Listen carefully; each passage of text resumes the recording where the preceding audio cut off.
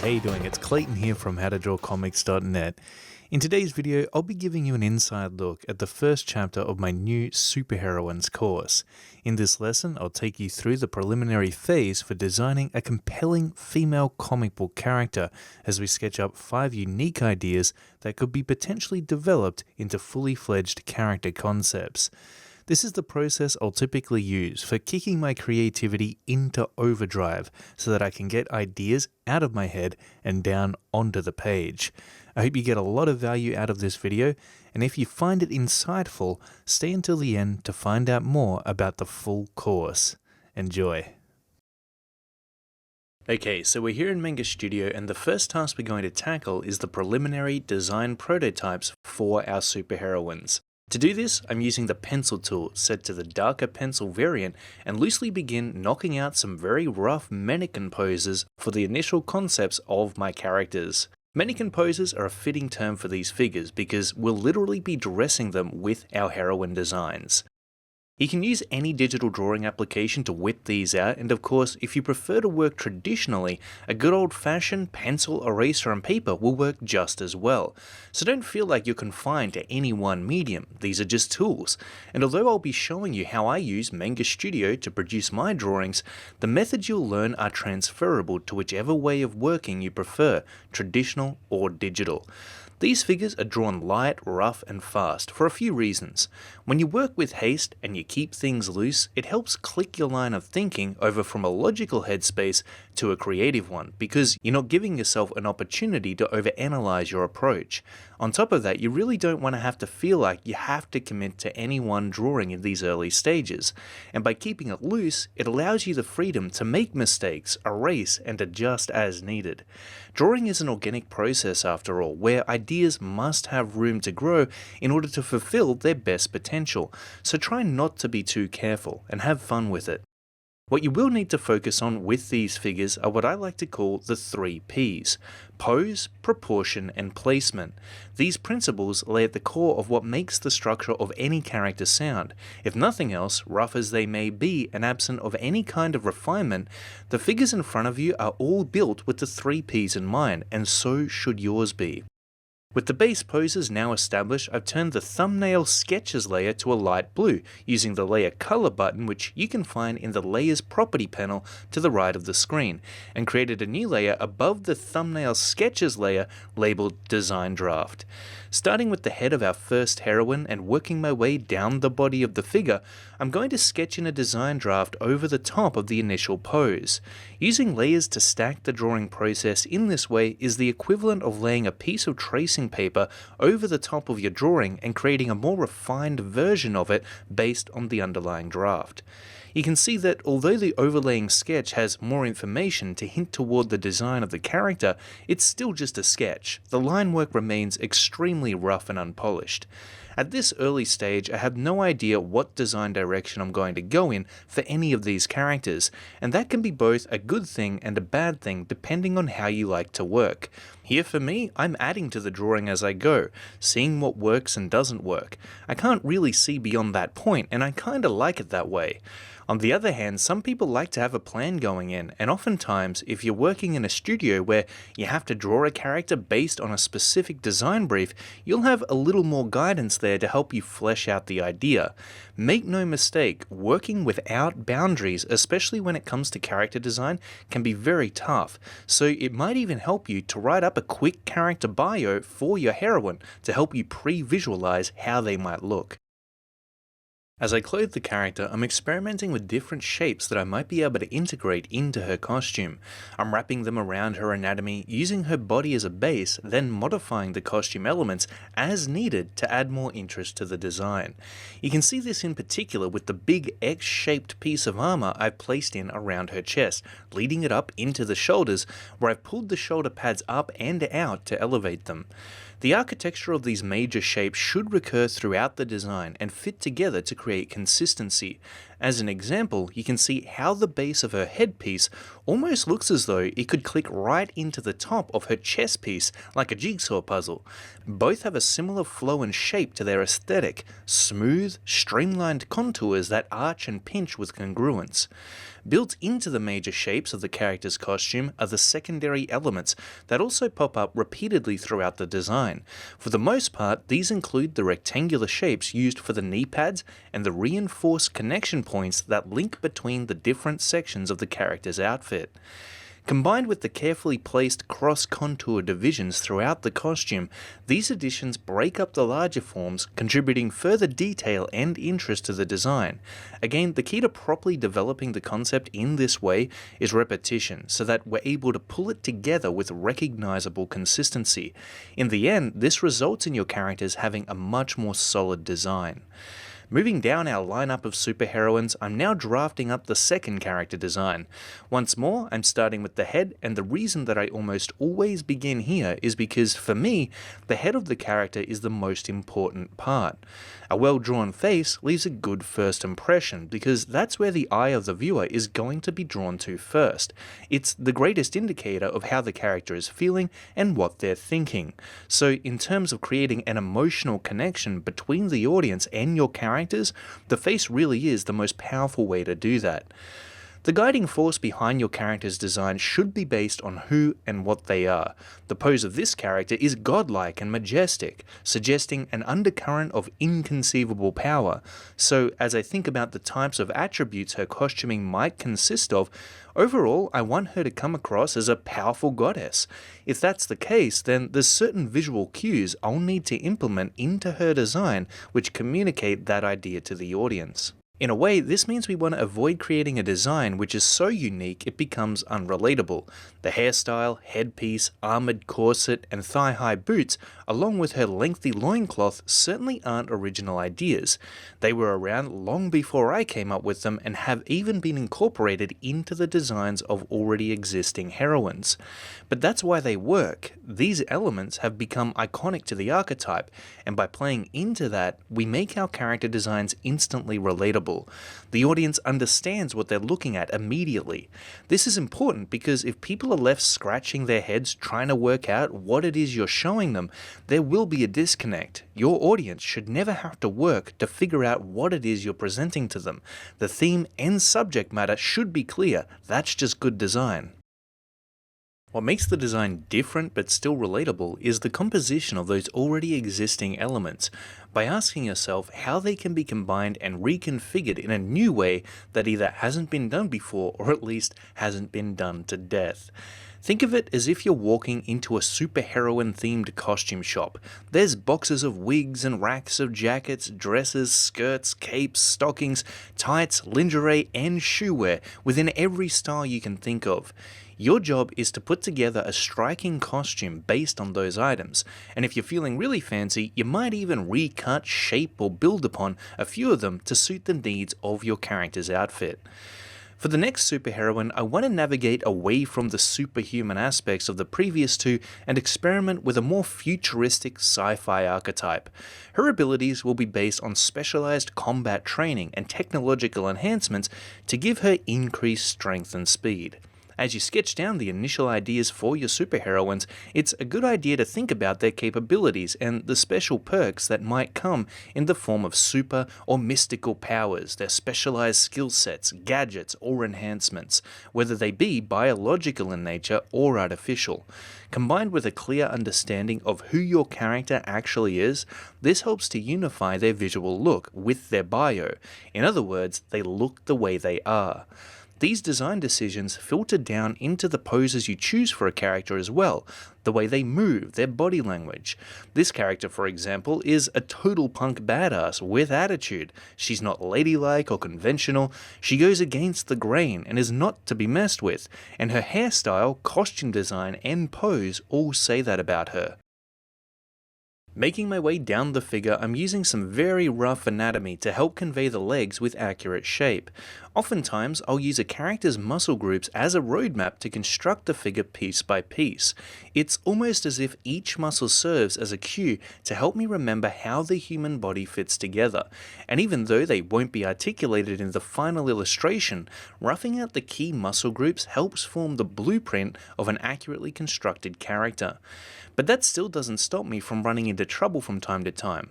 I've attempted to draw this leg repeatedly. Even though the structure was okay, it just didn't have the right amount of flow or energy. This is the beauty of keeping your drawings so rough in the beginning. It leaves them open for change. If something needs to be adjusted, modified, or completely erased, it's not a big deal. You just have another go if it doesn't look right. And it doesn't matter how many attempts it takes, it's totally fine because this is just the draft, not the final image. Not yet anyway. The important thing is to make changes now, especially the big ones, while you can. If you notice the proportions are out of whack, erase the limb in question and change its length accordingly. If the entire body needs to be erased and repositioned because of an underwhelming pose that lacks a punch, so be it. Start again. It can mean the difference between losing 5 minutes of work now or hours of work later on because of a flawed foundation you took too far. In this case, I've completely changed up the design of the character's lower legs. Her previous boots just weren't fitting in well with the rest of her silhouette, and these new state-of-the-art cyber legs mesh perfectly with the techie sci-fi themes surrounding the character. What's scary is that if I hadn't have been brave enough to replace what was previously there, the design of her legs might have ended up completely different. So now moving on to superheroine number 4. I love the pose for this particular figure. It's a bit more playful and sexier than the others. To push the variation we've got going on in the genres between each of the characters, I'm going to attempt to give this one more of an anime manga vibe, but still under the sci-fi theme. You can see how the spherical helmet I've given her significantly changes the silhouette, setting her apart from the other characters. By silhouette, what I'm talking about is essentially the outline of the character's overall shape, what it would look like if we were to take out all the interior details of the design and fill the character completely in black. In the initial stages of a character design, some concept artists will actually begin with the silhouette and develop the idea from there. The reason it's so important to consider is because the silhouette of a character allows people to instantly recognize what they're looking at before processing any of the other details. They should be able to tell immediately whether or not a character is a hero, sidekick, villain, or minion based on their outline alone. In group shots or fast-paced action scenes, this becomes especially important. We've all had those experiences where we've mistaken one character for another simply because their silhouettes weren't distinct enough. Shape psychology also comes into play in a big way here. For example, the spherical form of this character's helmet causes her to come across as bubbly, fun, and non-threatening. For the most part, in nature, round objects with soft edges are safe, if not sought after. Square or rectangular shapes, on the other hand, such as those found in the previous character's jacket, particularly around the shoulders and collar area, come across as dangerous because of their sharp, hard-edged associations. Of course, this is intentional and one of the reasons as to why there is such a stark difference between these two characters. So the silhouette of individual hairstyles, head and body shapes, as well as clothing items, can all greatly impact the way in which a character comes across to the audience.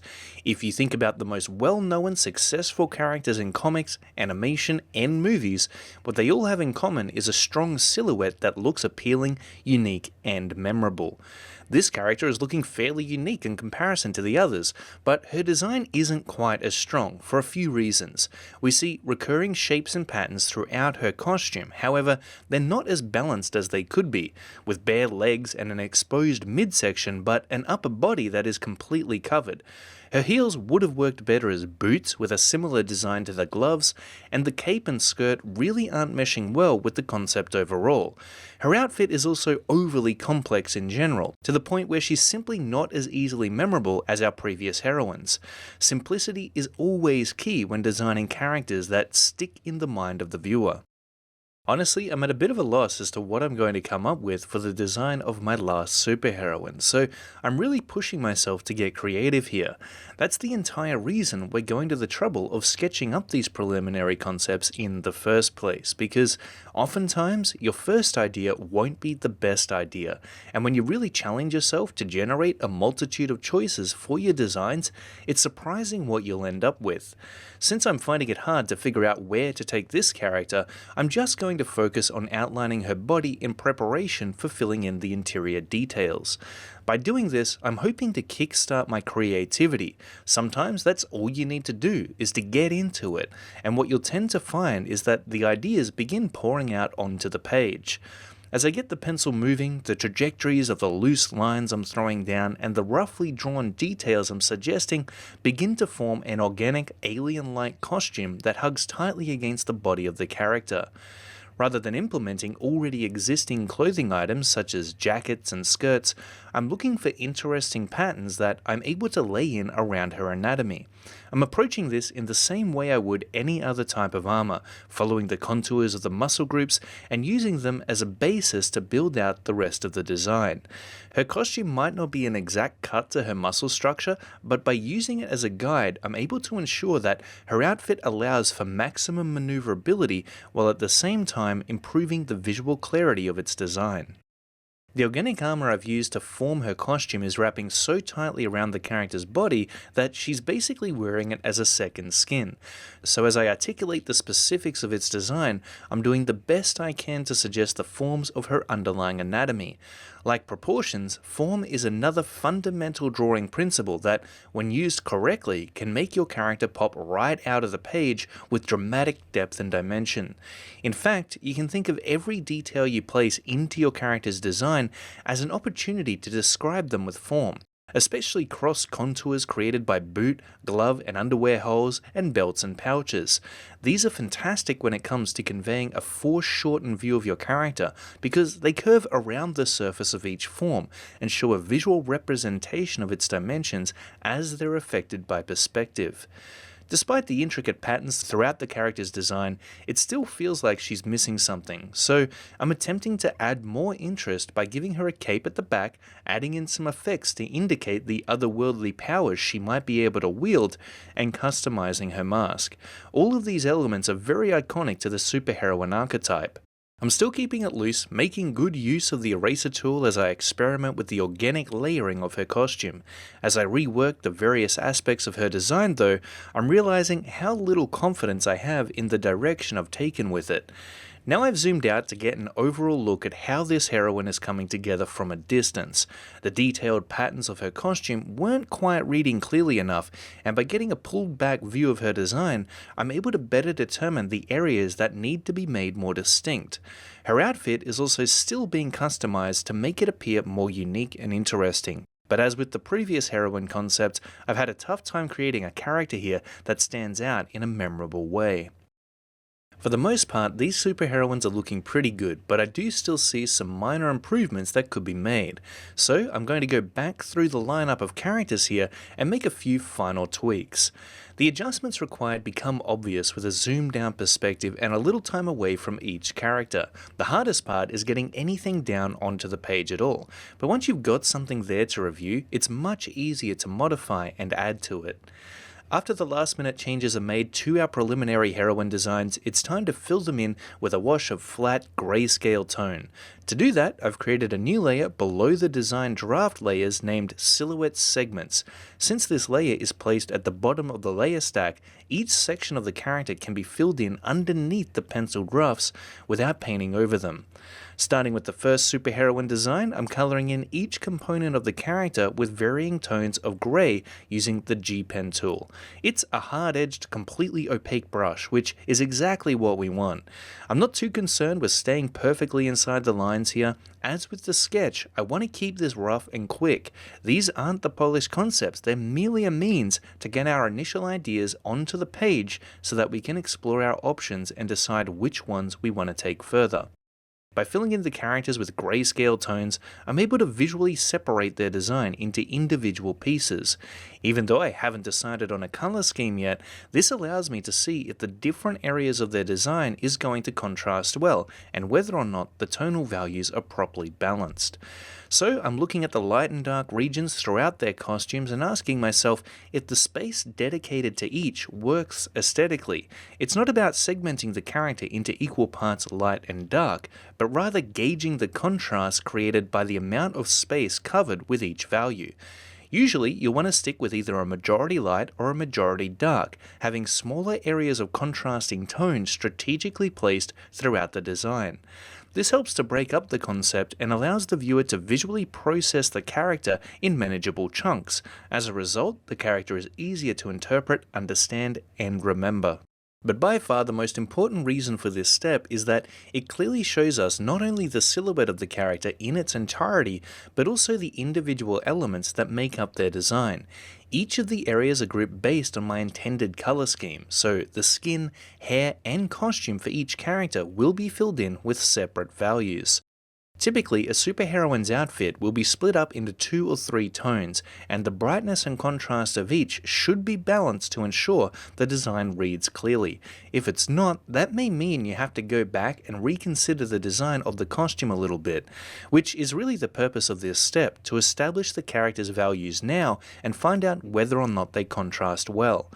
What you want to pay particular attention to is the shape of each component inside the character's design.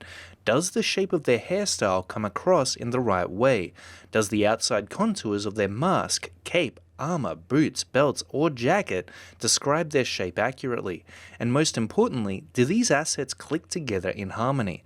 Achieving a great looking design is like solving a jigsaw puzzle. Each piece needs to fit together in just the right order to reach the final vision.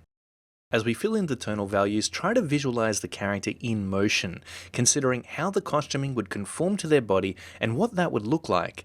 When drawing heroic comic book characters, there's very few instances where they're going to be idly standing around. The functionality of motion should play into the final design, and these tonal values are the greatest indicator of how well your character is going to read in action from panel to panel. So now we're up to filling in the values for the final character. As you can see, each heroine is much easier to read visually thanks to the grayscale tones, which deliver that extra bit of clarity to the design. We're now able to better predict the outcome of the final concepts, and that's what these preliminary design drafts are all about. It's the testing ground where anything goes. This initial stage of the design process is all about experimentation. If your line work is clean and you're not pulling your eraser out every few seconds to make an adjustment, you're not being daring enough. Leave the fine-tuned line work and intricate details for later on.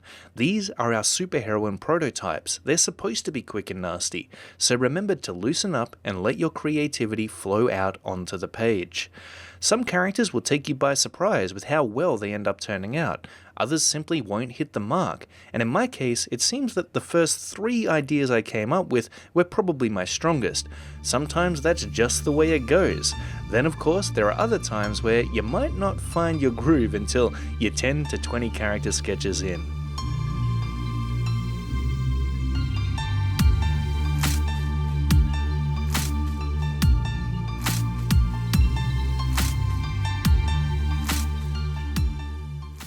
Clayton here from howtodrawcomics.net. If you've ever wanted to illustrate powerful comic book women but aren't sure where to begin, my new Superheroines Course might be just what you're looking for. It'll show you the complete process for drawing, inking, and coloring female comic book characters from start to finish. The biggest challenge most of us run into right off the bat is establishing a strong foundation for our characters that'll ensure their success. So we'll begin by constructing a proportionally accurate figure with correctly placed anatomy that exudes feminine appeal, power, and personality. With a rock-solid foundation established, you'll then learn how to develop a memorable design for your superheroines. I'll give you a practical approach to the design process that allows you to emphasize who your character is, along with their backstory so that they're easily understood and relatable. But most importantly, you'll learn what it takes to make them look cool. And after that, we'll get stuck into the practical comic art techniques for inking and coloring as we refine the designs for our superheroines into a full-blown character concept. You'll learn how to use line weights to make your line art pop, cross-hatching techniques for shading and describing form, and how to introduce contrast to your character's design by separating their values for increased visual interest. Then finally, I'll take you through my comic book coloring workflow. We'll discuss color theory, psychology, and lighting, and how they can be used in combination with one another to create an eye-catching presentation for your superheroines. I'll also highlight the distinct differences between material color, texture, and reflectivity so that you're able to incorporate an added level of visual interest within your designs.